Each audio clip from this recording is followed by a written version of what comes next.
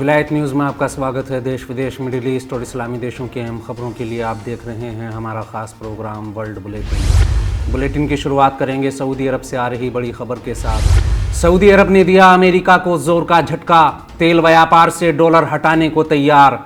America और Saudi अरब के रिश्तों के बीच हालिया दिनों में आई ठंडक के बीच सऊदी अरब का एक फैसला फिर से अमेरिका को गुस्सा दिलाने का काम कर सकता है। रिपोर्ट के मुताबिक दावोस इकोनॉमिक फोरम में हिस्सा ले रहे सऊदी अरब के वित्त मंत्री ने ऐलान किया है कि हम तेल व्यापार के लिए डॉलर के अलावा अन्य करेंसी लेने के लिए भी तैयार हैं। सऊदी अरब के वित्त मंत्री मोहम्मद अल जदान ने कहा है कि हम डॉलर से हटकर किसी अन्य करेंसी के बदले भी अपना तेल बेचने के लिए बातचीत करने के लिए तैयार हैं। अगर सऊदी अरब अपने इस फैसले पर अडिग रहता है और डॉलर के अलावा किसी दूसरी करेंसी में भी तेल सौदे को मंजूरी देता है तो अंतर्राष्ट्रीय बाजार पर दशकों से चली आ रही डॉलर की बादशाहत खत्म होने में ज़्यादा वक्त नहीं लगेगा।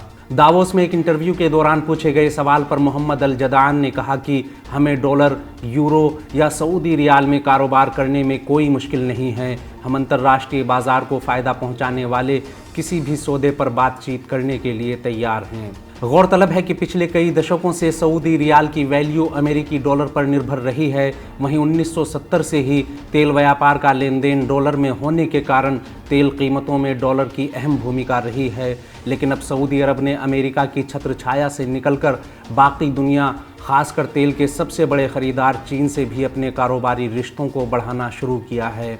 पिछले महीने ही चीन और सऊदी अरब ने तेल व्यापार को नए आयाम देते हुए कई समझौतों पर दस्तखत किए थे।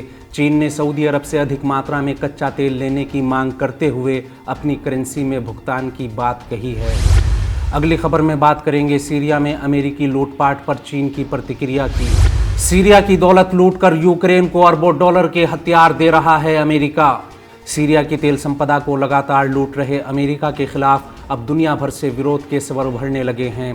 इस कड़ाके की सर्दी में तेल की दौलत से मालामाल सीरिया भी ऊर्जा संकट का सामना कर रहा है, जिसका एक मुख्य कारण इस देश के ऑयल फील्ड पर अमेरिका का कब्जा और इस देश के अनाज और तेल को लूटकर अन्य देशों तक पहुंचाना है। एक बार फिर सीरिया से 50 से अधिक ऑयल टैंकर्स को अमेरिका ने इराक में मौजूद अपने गैर कानूनी फौजी अड्डों पर पहुंचाया, जिस पर चीन के विदेश मंत्रालय ने कड़ा बयान देते हुए इसे जघन्य अपराध और बेशर्मी बताया है। चीनी विदेश मंत्रालय के प्रवक्ता वांग वेनबिन ने सीरिया से 53 ऑयल टैंकर्स को इराक में अमेरिका के फौजी अड्डों पर पहुंचाने की खबरों पर प्रतिक्रिया देते हुए कहा कि अमेरिका का ये काम बेहद घिनौना और खुली लूट है। सीरिया को बर्बाद करने वाली अमेरिका की ये हरकतें इस देश में मानवीय त्रासदी और ऊर्जा संकट का कारण बन रही है।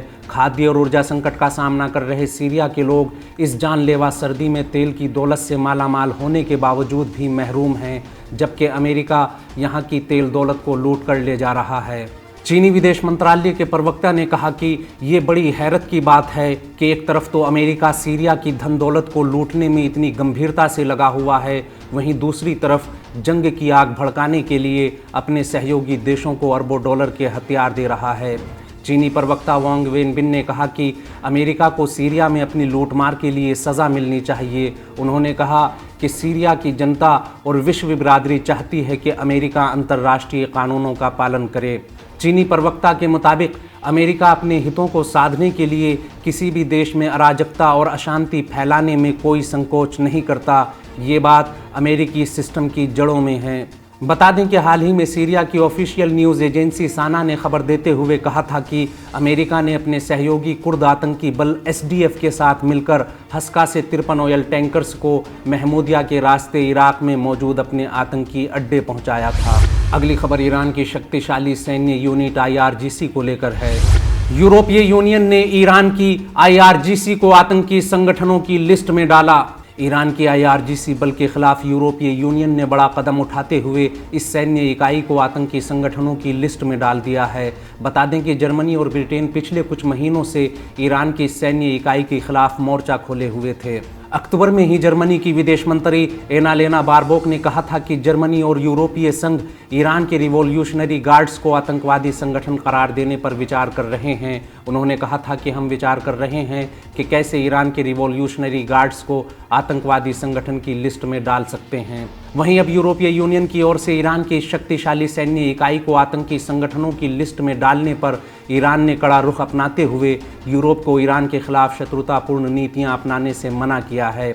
ईरान के विदेश मंत्री हुसैन अमीर अब्दुल्लाहियान ने कहा कि यूरोप का ये कदम खुद अपने पैर पर कुल्हाड़ी मारने के समान है। हुसैन अमीर अब्दुल्लाहियान ने कहा कि यूरोपीय यूनियन को अपनी इस हरकत पर गौर करना चाहिए और सोचना चाहिए कि इस हरकत का यूरोप पर क्या असर पड़ेगा। यूरोप को ईरान से दुश्मनी का रास्ता छोड़कर लॉजिकल कूटनीति और रचनात्मक बातचीत पर ध्यान देना होगा।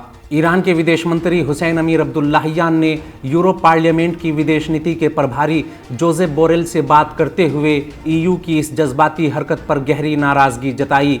हुसैन अमीर अब्दुल्लाहियान ने कहा कि बदकिस्मती से आज हमने ईयू की ओर से एक जज्बाती, कट्टर और गैर पेशेवर करारदाद का मसौदा पास होते देखा जो लॉजिक और राजनीतिक तर्कसंगता और कल्चर के खिलाफ है। अमीर अब्दुल्लाहियान ने कहा कि हमने बार बार कहा है कि Islamic revolutionary guard corpse Iran की एक आधिकारिक और आज़ाद संस्था है जो ईरान की राष्ट्रीय सुरक्षा के साथ साथ इलाके की सुरक्षा में अहम किरदार निभाती है। खासकर आतंकवाद के खिलाफ लड़ाई में IRGC ने महत्वपूर्ण किरदार निभाया है और आज भी आतंकवाद के खिलाफ संघर्ष में IRGC की प्रभावी भूमिका है। उन्होंने कहा कि आतंकवाद के खिलाफ प्रभावी भूमिका निभाने वाले IRGC को आतंकी कहना खुद EU के हितों के खिलाफ है। यूरोप का ये कदम अपने पैर पर कुल्हाड़ी मारने के समान है। वहीं इस पूरे घटनाक्रम पर बात करते हुए जोसेफ बोरेल ने कहा कि ये प्रस्ताव लागू होने लायक नहीं है, बल्कि ये सिर्फ यूरोप की चिंताओं को दर्शाने के लिए है। अगली खबर में बात करेंगे UNO में सीरिया के स्थायी दूत के बयान की। सिक्योरिटी काउंसिल अपनी जिम्मेदारी निभाए, इसराइल पर लगाम लगाने की ज़रूरत। संयुक्त राष्ट्र में सीरिया के स्थायी दूत ने दमिश्क के खिलाफ इसराइल के लगातार हमलों पर कड़ा रुख अपनाते हुए सुरक्षा परिषद से मांग की है कि ये संस्था अपनी जिम्मेदारियां निभाए और इसराइल की इन हरकतों पर लगाम लगाते हुए इन हमलों को तत्काल बंद कराए। संयुक्त राष्ट्र में सीरिया के स्थायी दूत बस्साम सब्बाग ने UNO की मीटिंग के दौरान पश्चिमी एशिया के हालात पर बात करते हुए दमिश्क एयरपोर्ट पर इसराइल के बर्बर हमलों का जिक्र करते हुए कहा कि जब दुनिया नए साल का इंतज़ार कर रही थी, जब इलाके में शांति, स्थिरता और सुकून पलट रहा था, इसराइल ने फिर से अंतर्राष्ट्रीय कानूनों की धज्जियां उड़ाते हुए नए सिरे से हमले शुरू कर अपने काले करतूतों की फेरिस्त और बढ़ा ली। बस्साम सब्बाग ने कहा कि इसराइल ने 2 जनवरी को दमिश्क एयरपोर्ट पर हमला करते हुए एक बार फिर सीरिया के खिलाफ अपनी आतंकी कार्रवाइयां शुरू कर दी, जिसमें बड़ी संख्या में लोग मारे गए और घायल हुए। सीरिया को इन हमलों में भारी माली नुकसान उठाना पड़ा और दमिश्क एयरपोर्ट का संचालन भी प्रभावित हुआ। वहीं दूसरी ओर इसराइल के कट्टर नस्लवादी कैबिनेट मंत्री की मस्जिद अक्सा में नस्लवादी और दुनिया भर के मुसलमानों को ठेस पहुंचाने वाली हरकतें भी लगातार जारी हैं। संयुक्त राष्ट्र में सीरिया के स्थायी दूत ने कहा कि हमने 2 जनवरी को ही सिक्योरिटी काउंसिल को खत लिखते हुए सीरिया के खिलाफ इसराइल के आतंकी हमलों के बारे में जानकारी देते हुए कहा था कि इसराइल सीरिया के अहम ठिकानों पर हमलों के साथ साथ इस देश के आम नागरिक सुविधा केंद्रों को भी निशाना बना रहा है। दमिश्क एयरपोर्ट से पहले भी इसराइल हलब और लाजिकिया में सीरिया के अहम ठिकानों पर हमले कर चुका है। सिक्योरिटी काउंसिल को अपनी जिम्मेदारी निभाते हुए इसराइल पर लगाम कसना चाहिए। हमारा आज का बुलेटिन यहीं ख़त्म होता है। देश विदेश, मिडिल ईस्ट और इस्लामी देशों की अहम खबरें जानने के लिए विलायत न्यूज़ से जुड़े रहिए।